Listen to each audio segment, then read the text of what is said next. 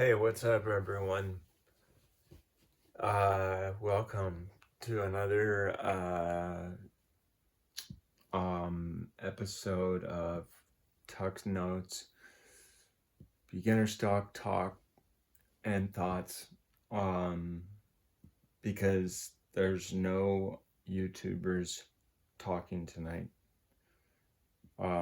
There are, but they're talking about this Tesla party that's happening. I feel like it's happening right now, but I could be wrong. I'm not sure. But what I'm talking about, like any YouTubers that are like really, well-renowned, high respected ones that are trustworthy. That's like the stuff that I get to give to us. That's the stuff that we get.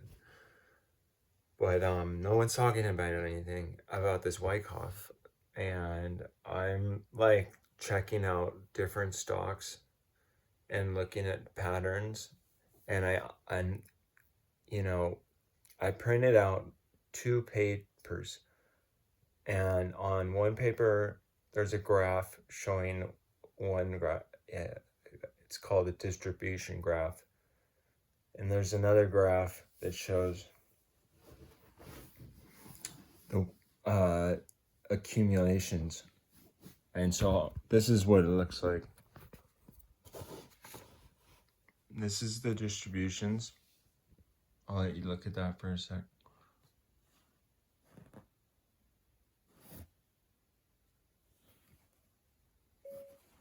What's the difference between Wyckoff distribution and Wyckoff accumulation?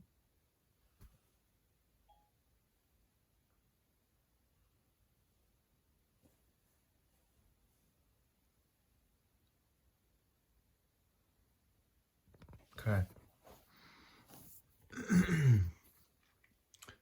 These are look, they're kind of different, right? They're like almost opposite. I've studied these two. They're almost like opposite and backwards. But this is what the difference is. And this was kind of a easy one to get for me and hopefully for you. A bullish stock shows strong signs that a stock is being accumulated or a high level of demand. Conversely, a bearish stock shows more supply than demand in the form of distribution. The more accumulation we identify, the more buying pressure there is on the stock. The more distribution, the more sell side pressure, which means I think it dropping that sell side pressure. Okay, I know that's a lot to swallow, but look.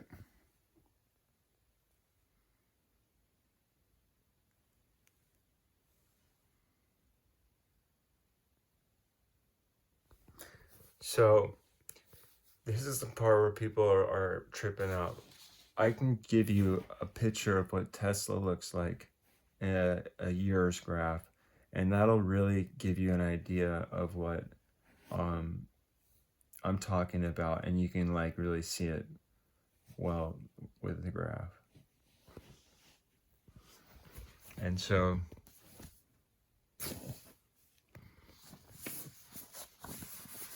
look at this graph. Look at this mountain and this mountain. This mountain starting like this, right there. Let me get my finger out of the way. Right there, right there. And then there's a point where it gets to its low right here of the top of the tiers, which is right here, that cut right there. That was a big I didn't know what that meant, but I knew it meant something, and now I know what it means.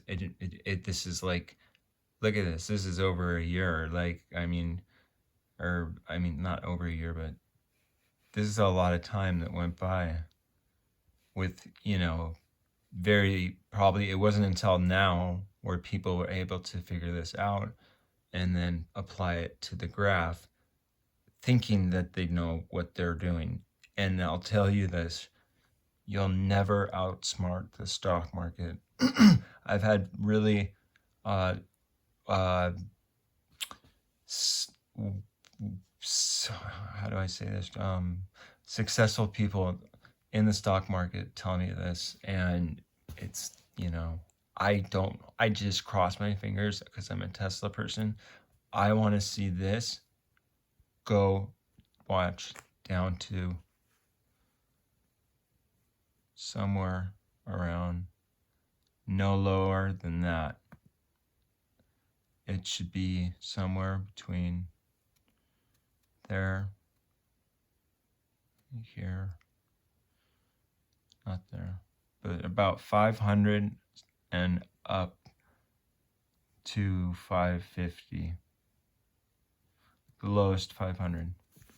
This is according to one person who has been right on multiple occasions. But, you know, like I just said, you can always outsmart it. But in this graph, this is showing the graph. It already had it. It's had its drop. And now this is its drop phase that it's going through, right? And it's like, you know, making you think, I don't understand this one. This is kind of confusing. But the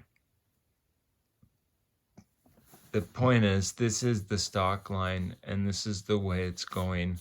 And basically right here is where the spring starts. So that's like your lowest chance to buy the stock right here. And I do not, the patterns in Tesla have not shown me this recently.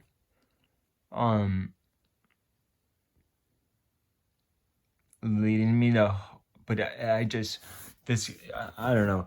Battery day didn't really affect Tesla that much. And whatever this party they have going on right now tonight, I hope it won't. I hope that it might bring the stock up. Those of you that are still watching, this is really important. It might bring the stock up, but then there might be another event, a news event, or some just thing, whatever it is, I don't know, that will bring the stock even more significantly down. So Tesla probably doesn't go up too high, but then there's something that comes up, I don't know what it is, in the next few days that just brings the stock down and the stock market down to its last heel. Yeah, that's when you just kill it and buy. That's when you've been holding, waiting. So I hope you found this helpful. It's helpful for me talking about it to you guys. And so it's basically this. I'll leave you with that. It's either gonna tank or it's on its way up. And so there's just different graphs that show different. This was a great graph. This week was a really good indicator of this graph. So hopefully we'll see what happens. All right, guys. Bye.